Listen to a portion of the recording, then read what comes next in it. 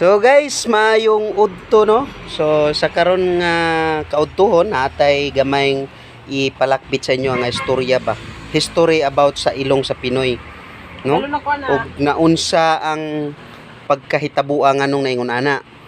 So sa una dayong panahon guys, gihimo ang tawo wala pay ilong. So sa kagabi ni ana gipaulanan og ilong ang kalibutan. So kining mga Amerikano, Hapon, mga unsa-unsa pangalahi, mga kugihan ba kay na sayo kay ng mata. So tuara, mata na sila. So paggawa sila, uy, daghang kay ilong nagkatagman. So pili din sila.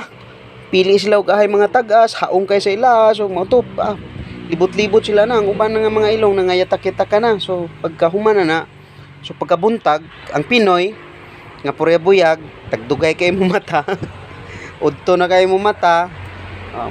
Mo matara og pukawon. So mo to pag mata na sa Pinoy pag ano niya kinindot sa kabuntagon. So pagkakita niya sa ubang tawo, lah nalay mo yung mga kuan lagi ilong, mo gikan na sana dito gaulan man gabi og ilong daghang kayo. So adto mo pili mo. Sus adto pong Pinoy sus pagkaadlibot ki sa Pinoy ana guys, wa na gisela ang makita guys oy, kato na yung mga nayatak-yatakan. So mo to guys, wa tayo line choice para makuan pud ba dili ta ma left behind bitaw sa trend nga nanay ilong ang mga tawo.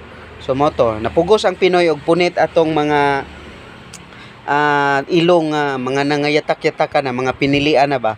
So mao na ni guys, mao na ni resulta sa atong ilong karon.